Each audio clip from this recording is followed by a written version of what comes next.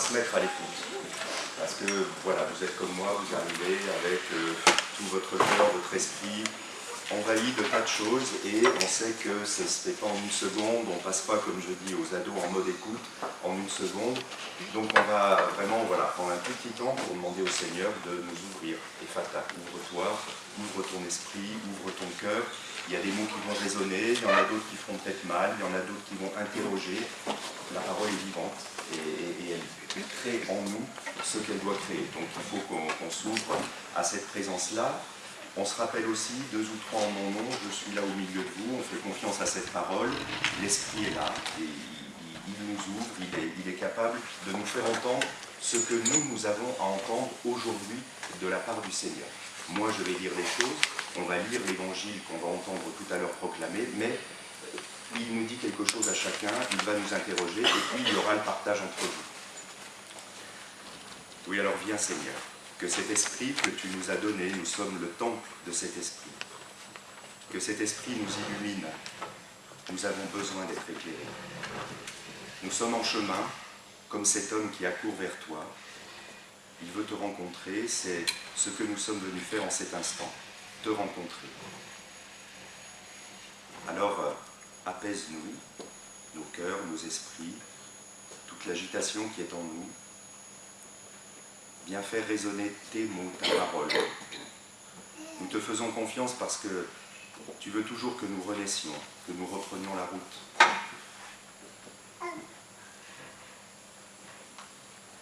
Alors viens, Esprit Saint, viens embraser nos cœurs. Viens, Esprit Saint, viens embraser nos cœurs, viens au secours de nos faiblesses. Viens, Esprit Saint. Dans la version de Marc, cet homme, c'est dans la version de Matthieu qu'on nous dit que c'est un jeune homme, bref, avec cet homme riche. En ce temps-là, Jésus se mettait en route quand un homme accourut et tombant à ses genoux, lui demanda « Bon maître, que dois-je faire pour avoir la vie éternelle en héritage ?» Jésus lui dit « Pourquoi dire que je suis bon ? Personne n'est bon, sinon Dieu seul. Tu connais les commandements, ne commets pas de meurtre, ne commets pas d'adultère, ne commets pas de vol, ne porte pas de faux témoignages, ne fais de tort à personne, honore ton père et ta mère. » L'homme répondit, « Maître, tout cela, je l'ai observé depuis ma jeunesse. » Jésus posa son regard sur lui et il l'aima. Il lui dit, « Une seule chose te manque, va. Vends ce que tu as et donne-le aux pauvres. Alors tu auras un trésor au ciel. Puis viens, suis-moi. » Mais lui, à ces mots, devint sombre et s'en alla tout triste, car il avait de grands biens. Alors Jésus regarda autour de lui et dit à ses disciples, « Comme il sera difficile à ceux qui possèdent des richesses d'entrer dans le royaume de Dieu. » Les disciples étaient stupéfaits de ces paroles. Jésus, reprenant la parole, leur dit, « Mes enfants, comme il est difficile d'entrer dans le royaume de Dieu. Il est plus facile à un chameau de passer par le trou d'une aiguille qu'à un riche d'entrer dans le royaume de Dieu. » De plus en plus déconcertés, les disciples se demandaient entre eux, « Mais alors, qui peut être sauvé ?»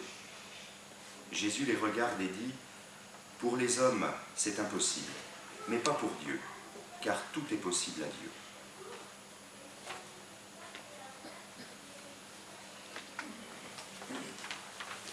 Moi, je vais essayer de faire résonner quelques mots de cette rencontre. D'abord, pour dire une chose, je veux faire résonner les premiers mots. Jésus se mettait en route, un homme accourut. Ça paraît tellement anodin, cette petite mention. Elle est capitale, on est au cœur de l'Évangile. On est au cœur de l'Évangile, c'est-à-dire que quand vous lisez l'Évangile, vous n'êtes pas devant un traité sur Dieu. Il y a des chapitres, Dieu est ceci, cela, autre chose, et puis ce n'est pas une espèce de recueil de pensées sublimes, où voilà, on aurait puis un peu à la manière des stoïciens ou d'autres traditions religieuses, où on aurait une série de pensées sublimes sur Dieu ou que sais-je. Ce qui spécifie le cœur de la foi chrétienne, c'est une rencontre qui s'opère dans le chemin de ma vie. dans le chemin concret de mon existence, là, en ce moment, et dans cet évangile, on peut même dire dans l'urgence de la vie, dans l'urgence du moment que je suis en train de vivre, où du coup, je le rencontre, lui. Ça vous paraît peut-être, ça change absolument tout. Parce que vous voyez bien comment nous sommes entourés d'un certain nombre de personnes pour qui la foi, c'est d'abord, je ne sais pas trop comment le dire, parce que je ne voudrais pas être caricatural, mais on sent que c'est d'abord une doctrine à laquelle il faut adhérer. C'est des vérités à croire, c'est des principes de vie auxquels il faut être fidèle, c'est des valeurs, une morale à laquelle il faut adhérer, ou que sais-je. Et tout ça est placé en premier. Et on a envie de dire, mais non, lisez l'Évangile, c'est second tout ça. Ce qui est premier, c'est une rencontre. Et ça spécifie quelque chose de la foi chrétienne qui est unique. C'est une rencontre avec quelqu'un de vivant qui vous parle, qui dit quelque chose à votre vie, là, dans l'instant qui est celui de votre existence. Et vous voyez bien comment, si on est dans cette attitude, ça change beaucoup de choses à notre rapport à Dieu et à notre manière de témoigner de Dieu dans nos vies. Le 30 août, on a partagé ça entre chrétiens ici à Sainte-Foy, quand le deuxième moment du partage, dans l'après-midi, j'ai dit, mais est-ce qu'on peut témoigner les uns aux autres de la Pâque du Seigneur dans nos vies? Alors je le dis autrement, le passage de Dieu dans nos vies. Comment Dieu passe dans nos vies? Qu'est-ce qui fait que nous étions à un point A et avec son passage, nous arrivons à un point B. Il nous a fait passer avec lui, il nous a fait changer, il nous a convertis, voire parfois il nous a retournés.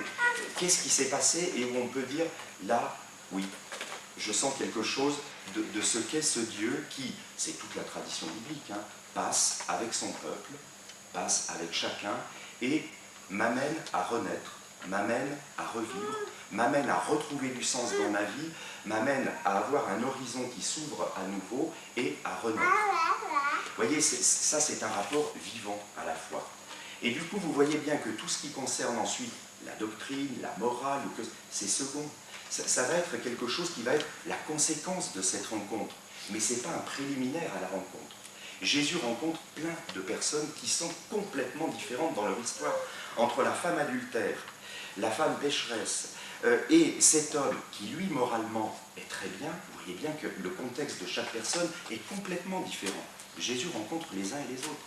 Le centurion romain, quelle est la foi d'un centurion romain à l'époque de Jésus? Reste que cet homme vient le rencontrer. Des aveugles, des paralytiques, un boiteux, que sais-je, les pharisiens, assurés de leur doctrine. Ils rencontrent tout le monde et dans l'instant de cette rencontre, quelque chose bouge. Quelque chose bouge ou ne bouge pas, avec une tension. Eh bien, voilà, ça c'est le cœur qui spécifie la foi chrétienne. C'est ce qu'on essaye de faire vivre aux enfants. C'est de leur dire, la foi c'est une rencontre avec le Christ. Ça vous paraît étonnant parce qu'il n'est pas en chair et en os, mais il a d'autres médiations pour se faire rencontrer, entre autres cette parole. Mais cette parole, vous pouvez à nouveau la prendre comme une espèce de morale.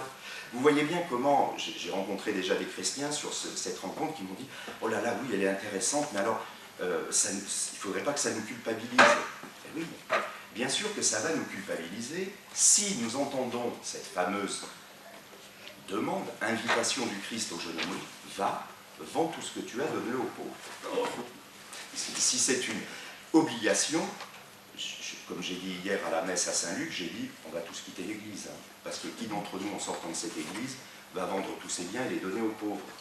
Si vous l'entendez comme une nouvelle loi morale qui s'impose, c'est fichu. Vous retombez dans le pharisaïsme, vous faites d'une parole qui est censée faire sens dans vos vies et vous interpeller et vous interroger, vous en refaites à nouveau une obligation morale et du coup vous entrez dans la culpabilisation. Alors que, est-ce que Jésus dit cela à Zachée? Bien sûr que non. Est-ce que Jésus dit cela à la femme adultère? Non. À la femme adultère, il dit « va et ne pêche plus ». À Zachée, il ne lui demande même rien. C'est Zachée qui de lui-même dit « alors je vais donner une partie de mes biens ». Très bien, Jésus ne lui demande pas plus et autre chose. Demande-t-il cela au centurion romain? Non. Ça veut dire que Jésus n'entretient pas un rapport idéologique et un rapport d'obligation avec nous. Il interpelle chacune de nos vies au cœur de l'existence qui est la nôtre pour voir quel est le lieu où nous avons besoin de changer, d'être convertis. Eh bien, pour les uns, ce sera leur rapport effectivement à la richesse et aux possessions et aux biens. Ils ont besoin d'être délivrés de cela, sans doute. Pour d'autres, c'est pas ça. C'est pas ça qui est au cœur de la problématique de leur vie et des liens qui nouent leur vie et où ils sont appelés à autre chose de la part du Seigneur. Donc vous voyez que la lecture des évangiles, puisque les évangiles ce sont essentiellement des rencontres, c'est, lisant cette rencontre, me laissant interpeller par cette rencontre avec cet homme, dans la singularité de cette rencontre, la parole et l'attitude de Jésus interpellent à un niveau universel. Parce que qui n'a pas à être interpellé universellement sur ce dont il a besoin d'être libéré pour reprendre le chemin? Tout le monde a besoin de cette interpellation. Et donc, je me laisse interroger. En revanche, si j'écoute cela de manière enfantine comme une obligation, je fuis en courant en disant « mais ça n'est juste pas possible ». En revanche, dans l'histoire du christianisme, certains ont entendu cette parole radicalement pour eux. On sait très bien, on a le témoignage d'un Saint Antoine du désert, celui qui va partir au désert, c'est un jeune homme riche. Il entend cette parole, elle le marque à vie, il va se déposséder de tout. Lui, cette parole était radicale pour lui et il en avait besoin d'entendre dans cette radicalité-là cette parole. Peut-être que pour la plupart d'entre nous, cette parole, elle va interpeller, elle fait sens et elle va nous inviter à des choses dans notre vie, à certaines formes de libération. Je veux dire, nous n'allons pas tous demain partir et vendre tout ce que nous avons. Vous voyez, c'est capital cela. Et il faut toujours s'en souvenir, c'est ce qui fait que la parole est vraiment vivante. Alors, moi, il y a une question par rapport déjà à ce que je viens de dire, que je me pose souvent, quel est mon rapport à la foi? Vous voyez, cette question à laquelle c'est si difficile aujourd'hui de répondre, est-ce que tu crois? Oui, mais alors, qu'est-ce que c'est la foi? Comment pourrais-je répondre à cette question? Qu'est-ce que c'est la foi? Et est-ce que je vis réellement ma foi comme une rencontre avec le Christ, avec lui, dans un dialogue vivant, dans un rapport vivant? Ou est-ce que ma foi, c'est peut-être essentiellement des contraintes, un rapport moral, que sais-je? Enfin, vous voyez, il y a une vraie question autour de ça. Et nous n'avons jamais répondu définitivement à cette question, parce qu'en nous, il y a du conflit.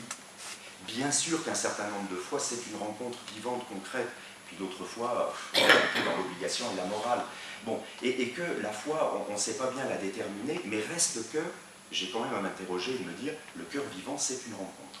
Alors, est-ce que j'essaie dans ma vie spirituelle d'aller vers cette rencontre et par quelle médiation? Ça veut dire quoi, rencontrer le Christ? Quand je sais qu'évidemment, je ne peux pas le rencontrer en chair et en os. Alors, qu'est-ce que ça veut dire concrètement dans mon existence que le rencontrer? Vous voyez, il y a toute une question déjà autour de ça. Une deuxième chose, moi, qui m'interpelle évidemment, qui me questionne dans cette rencontre, Jésus sait écouter une demande. Il écoute. Alors, particulièrement dans cette rencontre, c'est frappant, alors que nous, souvent, nous n'écoutons pas. Nous savons déjà ce que nous allons répondre avant même d'avoir écouté la personne. Se laisser interpeller. Parce que, au moins cet homme, il ose poser sa question à Jésus. Il ose la lui poser. Mais alors tous les mots comptent. Bon maître, que dois-je faire pour avoir la vie éternelle en héritage? Il faut s'arrêter sur la question quand même. Chaque mot a son importance. Et alors on voit bien, je passe sur la formule du départ, je pense qu'il y a de l'humour dans la réponse du Christ, mais pas que. Pourquoi m'appelles-tu bon maître? C'est une petite formule de politesse en passant, ou bien comme ça, pour être gentil avec moi? Est-ce que tu mesures ce que tu es en train de dire? Parce que tu as croisé beaucoup de gens qui étaient bons, dont l'essence, dont la vie même c'est d'être bon. Dieu seul est bon. Alors pourquoi tu m'appelles bon? Enfin, vous voyez, il y aurait tout un débat déjà à avoir sur ces espèces de petites introductions, formules de politesse.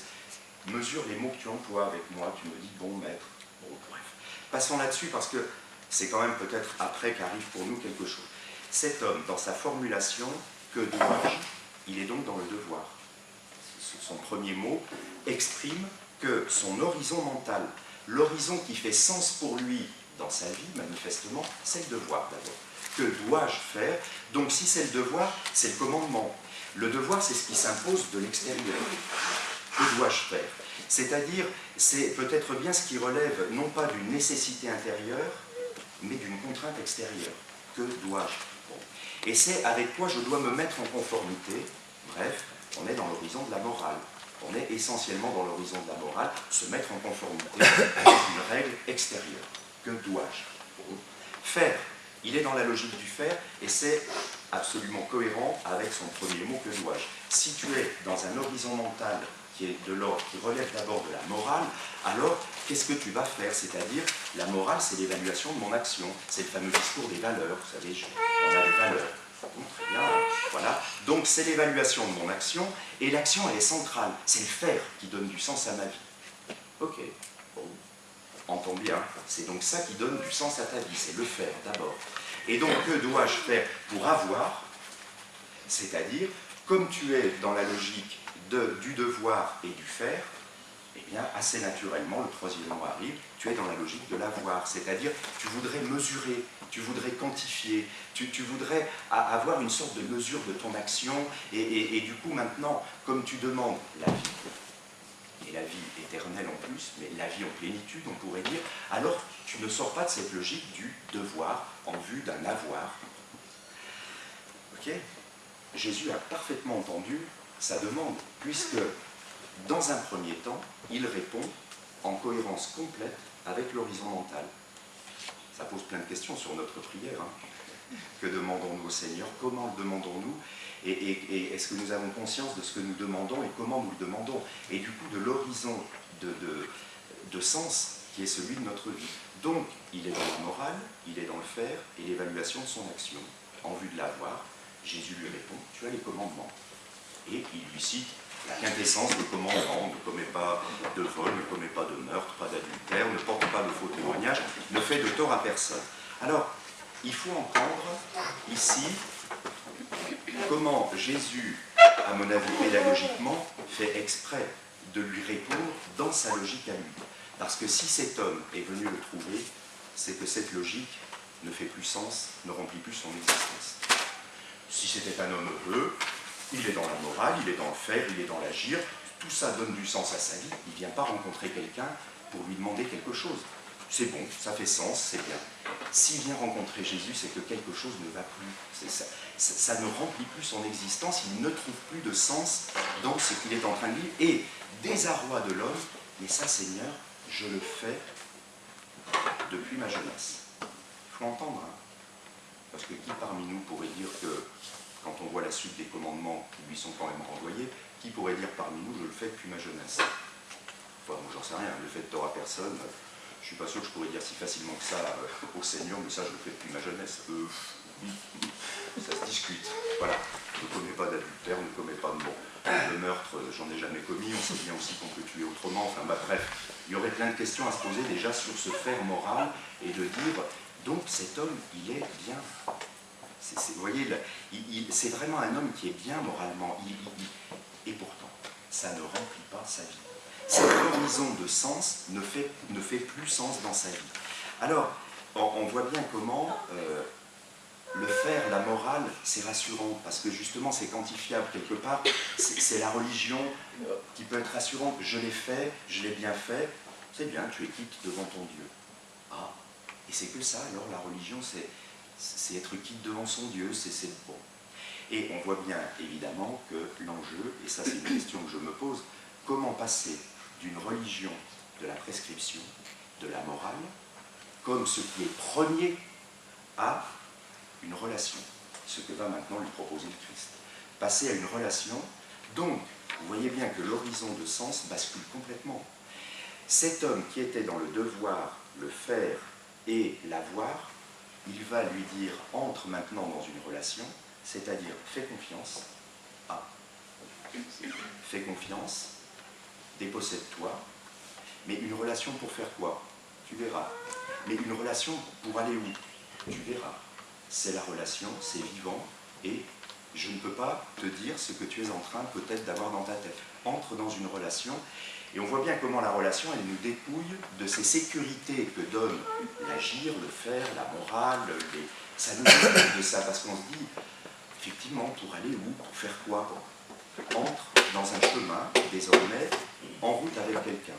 Vous voyez bien, évidemment, tout ce que ça peut faire résonner dans les chemins les uns les autres, les relations que nous vivons les uns avec les autres. Vous voyez bien comment entrer dans une relation, c'est traverser des zones de turbulence, c'est ne pas savoir parfois du tout où on va, c'est se laisser parfois dans l'abandon, c'est d'autres fois s'accrocher. Bref, c'est une relation, c'est vivant. Et voilà ce qu'il va nous proposer.